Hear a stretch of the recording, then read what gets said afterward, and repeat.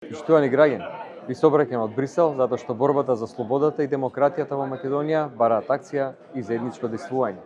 Донесената срамна резолуција на ДПМН и ЗНАМ во собранието е директен удар врз демократијата, слободата на говор, мислењето и политичкото действување. Кога парламент носи неуставна резолуција против опозицијата, тогаш државата престанува да биде демократска и влегува во авторитаризам, во режим. Власта сака да ја замолчи и да ја забрани работата на опозицијата, да создаде еднопартиска држава и да ја згасне слободата на говор. СДСМ тоа нема да го дозволи. Ќе одбраниме слободата и демократијата. Овде во Брисел ќе побарам поддршка од цела Европа, од сите прогресивни и демократски сили, од сестринските социјалистички и социјалдемократски партии. Македонија мора да биде слободна, демократска и европска држава. Време е за формирање единствен граѓански фронт, фронт за правда, слобода и демократија.